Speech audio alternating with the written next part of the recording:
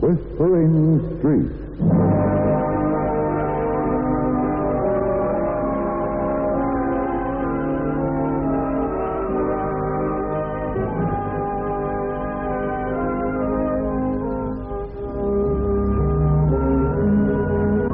And here is Betty Davis.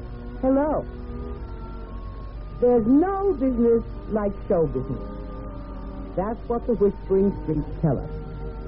There's always a moment of hope following a long period of letdown. There's always a tiny rainbow after the hurricane has spent itself. As Andrea Clive walked down Theater Street, otherwise known as Broadway, she felt that every neon light was twinkling for her. And her thoughts were so lyric that they could have been set to music. This is your big night, Andre. This is it. Tonight you'll step onto the first rung of the ladder that leads up and up to star billing. Tonight you'll sign a contract to play the younger sister in All for One. How many other actresses were after that part, Miss Andre Clive? Well, Mr. Tweedale has your contract ready. All you have to do is sign your name on the dotted line. After tonight you'll be a featured player, Andre. And then you'll go up and up and up.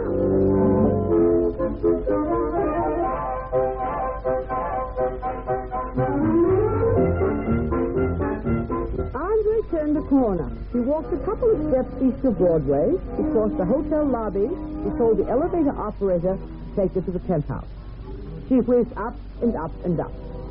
She knocked on a door, and Mickey Truesdale, producer, opened the door.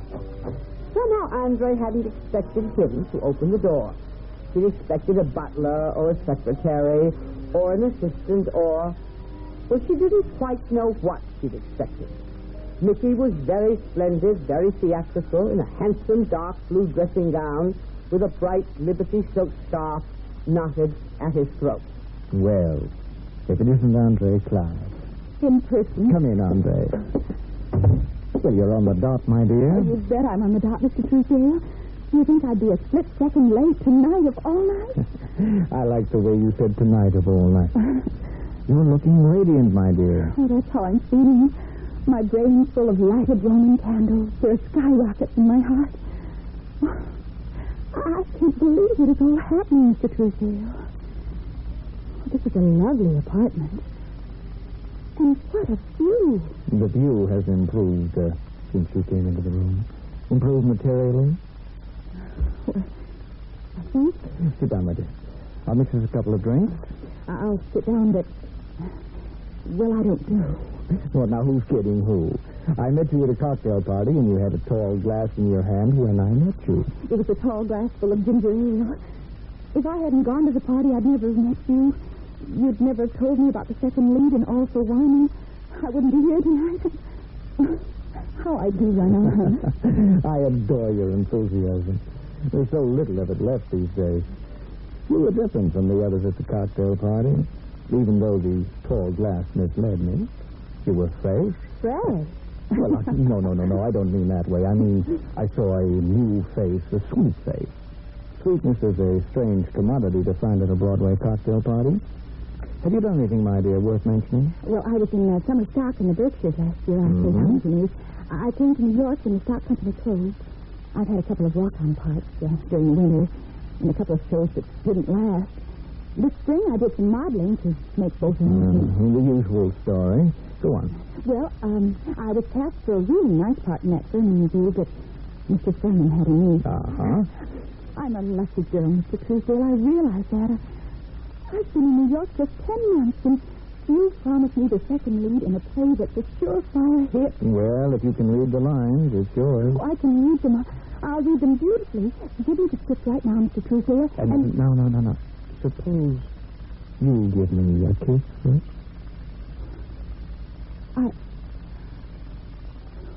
Kissing is like drinking. I don't go in for it, Mr. Truesdale. What a strange child you are. I'm not a child. I'm of age. I know my way around. Well, all the better. I dislike amateurs, theatrical or otherwise. I'll swap you the script for a kiss, Andre. And after you've read the script,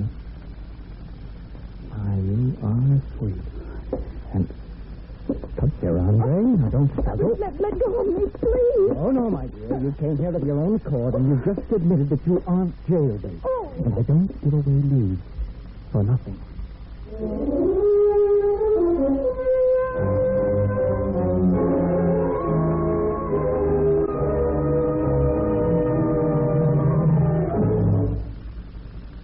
In just a moment, Betty Davis will be back again. But first... For the future and help your country too. When you step up and join the payroll savings plan. So always remember, it's a proud way to save. Take stock in America by U.S. Savings Bond. You work hard for your money, and you help make money for somebody else. But what about yourself? Join the payroll savings plan for the automatic purchase of United States Savings Bonds and pay yourself first. Bonds now offer an interest bonus to make your hard-earned dollars work even harder for you. Sign up for the payroll savings plan today. So always remember, it's a proud way to save. Take stock in America by U.S. Savings Bond.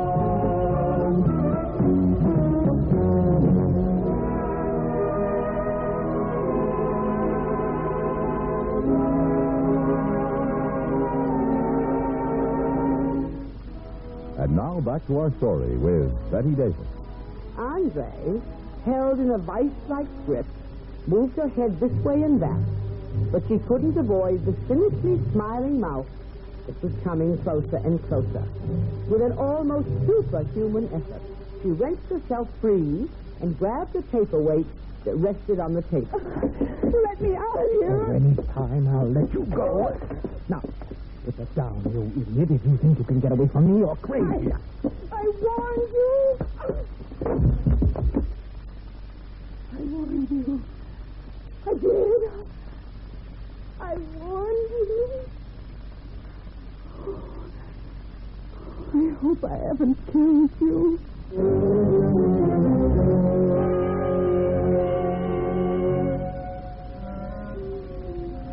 The white-faced girl, the heavy silver paperweight in her hand, dropped to her knees beside the spot where Mickey Truesdale had fallen. She felt desperately for a pulse. She couldn't detect even the faintest flicker. And then, driven by fear, she was tiptoeing out of the apartment and down the corridor for the elevator. When she reached the lobby, she stepped into a phone booth and closed the door and lifted the receiver from its hook and dialed. Operator, will you tell the police that there's a dead man in the penthouse suite in this hotel? I've got to get away. But where will I go? What will I do?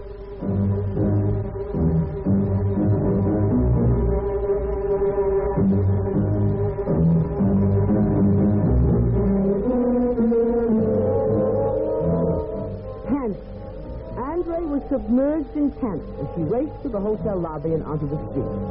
She couldn't go back to her lodging house. They'd trace her too easily. And she hadn't much money with her, $25 at most. She started down Broadway walking fast. She turned west at 41st Street.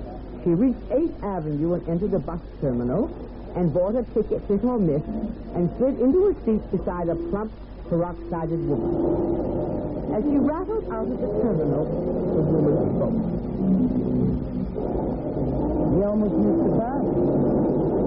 I always allow myself plenty of time. I usually allow myself plenty of time. But a phone call delayed me. How far are you going? Quite a way.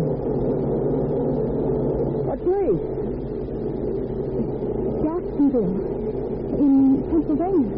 Oh, it's a queer coincidence. I'm going there myself. Oh, that place is fierce. I call it Drip Town on the Drain. Do you? But beggars can't be choosers, and there's jobs for everybody in the mill. You looking for a job, too? Why? Yes, I am. Once every month I I come to New York for a breather. Working in a factory, everybody's identical. Can't tell one from the other. I get the feeling that my features have all run together. That I'm sort of, well, like one biscuit in a pan full of biscuits. Everybody's identical. Your features run together. One biscuit in a pan full of biscuits. All the same. All another. I see what you mean. I'm Edith Slade. What's your name? Anne. Anne Carson. You remember, same as mine. One piece of candy? Oh, no, thank you. I hardly ever eat candy. You could. You don't have to worry about your figure. Your kind of figure goes with models and actresses. And your workers, too. Just an average figure. Just like everybody else.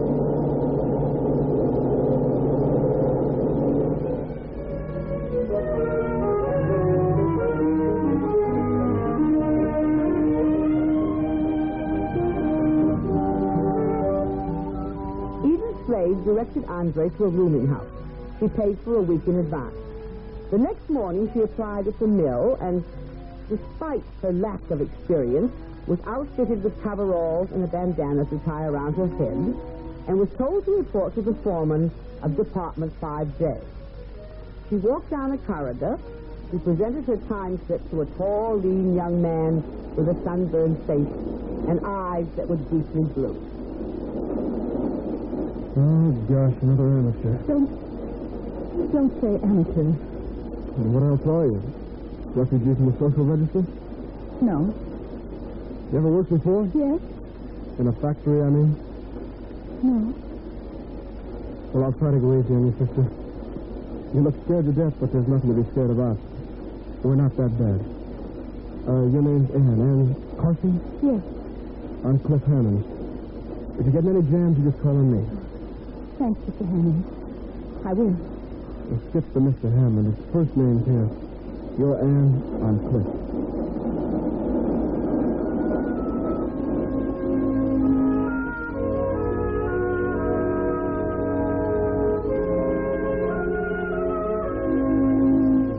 You're Anne Carson, one of many biscuits in the pan. Andre blessed the fact that had made her choose a seat next to Edith Slade. She kept to herself, eating alone, staying away from movies or public places, never buying a newspaper. She was afraid of what she might read. One night as she left the factory, Cliff fell into step. Mind if I walk along with you for a while? Why, what? I'm only going a little way, Cliff. That's too bad. I wish it was a long way. So, what do you do with yourself nights? Read and sleep. It's not much of a life for a girl like you, Anne. It's the only life I want. Meaning there's no room in it for a guy like me? I'm afraid so. What's biting you anyway, Anne? You're lonely, and I can tell from the way you're losing weight that you don't eat enough. I eat all I want to eat. You got circles under your eyes down to here. You're all thumbs at that bench. If I didn't cover up for you, you'd probably... I'd lose my job. I know it. I suppose I owe you something because you've held my job for me. Yes? Oh, you poor kid.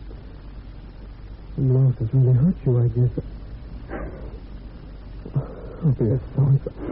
I didn't mean to make you cry. You shouldn't have been sympathetic. That's what I did. Look, there's a little park just a block from here. I bet you've never even seen it. It's kind of black with soot from the mill, but well, it has grass and trees and benches. You can just sit on a bench and you have your cry out and maybe tell me your troubles when you're finished. You wouldn't be interested in my troubles. And even if you were, I'd keep them to myself.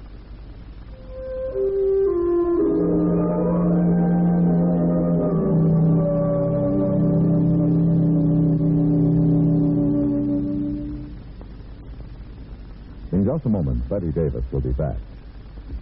In the early days of our country, before the Revolutionary War, England established what were called royal courts in each of the American colonies. These courts set the laws for the colonists and made sure they were observed.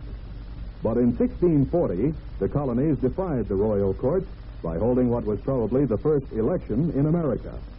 On April 11th of that year, at an election held in Wethersfield, Connecticut, Matthew Mitchell was named recorder. The King's Court at Hartford refused to recognize the election and levied fines on both the town of Wethersfield and Matthew Mitchell, the recorder. Both refused to pay the fines. The American people, by recognizing the importance of free elections, had added another page to your political history.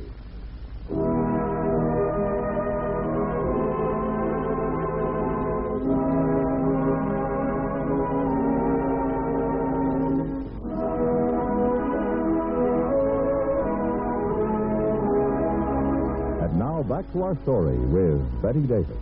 But Andrea did allow herself to be led to the tiny park. And when she and Cliff were seated together on a bench, she did have her cry out against his shoulder. When she'd finished, her eyes were red and swollen, and she was glad of Cliff's arm around her, holding her close. Feeling better? Not much, but I can get by. Oh, I am. And I want for you the first day you walked up to me and gave me a time slip. I want for you like a ton of bricks. I'm nobody to go for.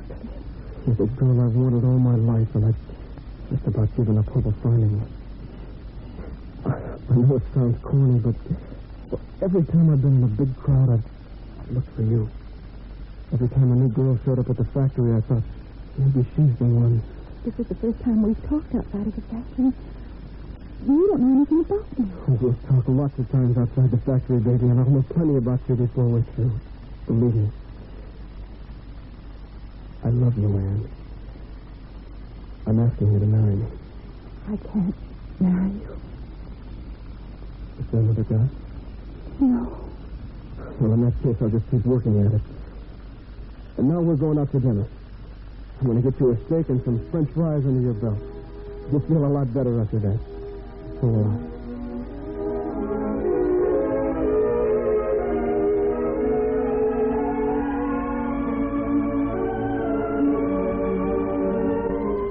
So Andrea started going steady with Cliff Hammond.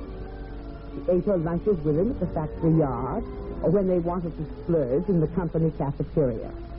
And after a while, when he kissed her, he momentarily forgot his sensuous mouth coming closer and closer to hers. One evening, when she and Cliff sat in the park, which they now called our park.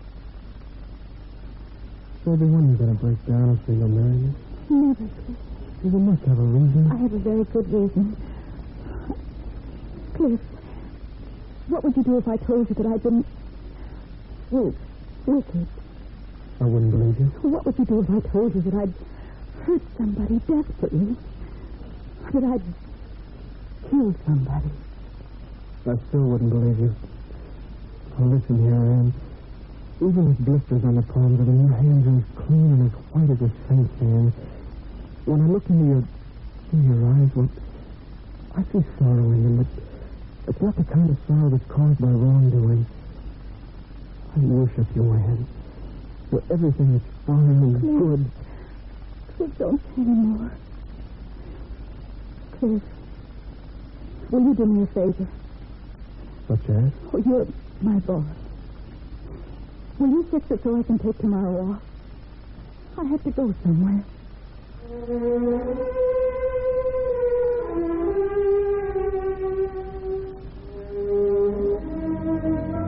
Andrea got off the bus in the terminal from which she'd started. She walked slowly uptown. There was a police station on West 54th Street. She'd lost her purse once and had reported it to the desk sergeant. It wasn't evening now. Broadway was unglamorous. It was dingy, definitely honky-tonk, without its necklace of lights. She saw a theater on a side street. Men were putting up a sign. She paused to read the sign. One for All, starring Madeline Ames. Supporting cast. I wonder who's playing the second lead. Well, I'll be the star of a little drama of my own, Jimmy. A Michael Truesdale production. I suppose they kept his name on the sign as a bold jest to his memory. After all, he'd done the preliminary work. He deserved it.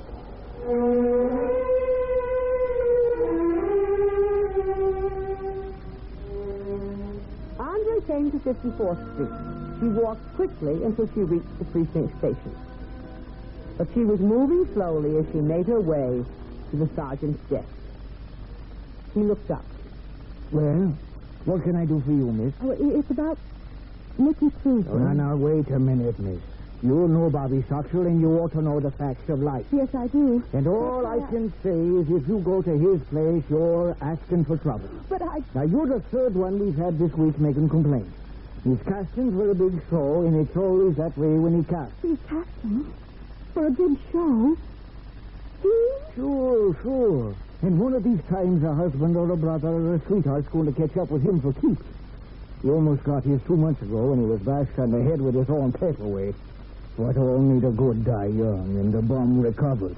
He recovered? Yes, it was his turn to make a complaint, but he didn't do it.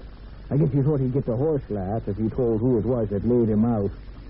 Here, you want a glass of water, miss? You look a little green around the gills. No, I don't need a glass of water. All I need is a telephone. I want to call a man who lives in a town called Jacksonville.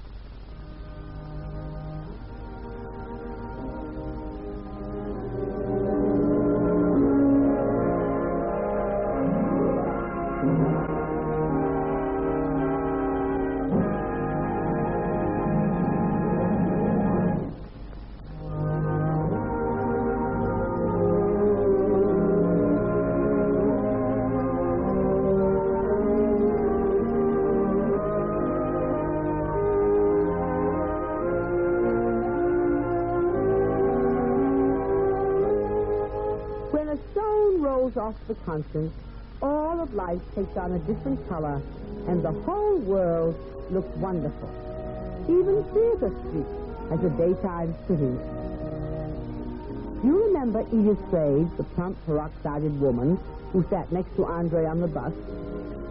Well, Edith came to the big town once a month because she felt the need for a change of environment.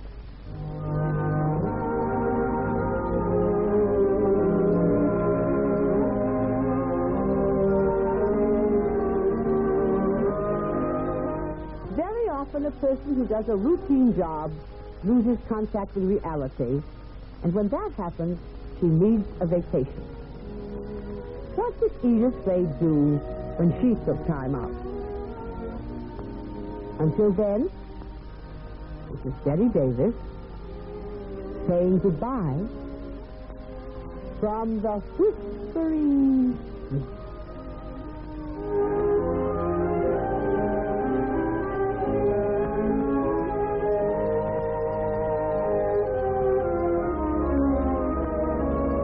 Today's program was written by Margaret E. Sankster. Featured in the cast were Janet Waldo, John Wilder, Clark Gordon, and Irene Tedrow. Whispering Street was directed by Gordon T. Hughes and produced by Ted Lloyd. Your announcer is George Walsh.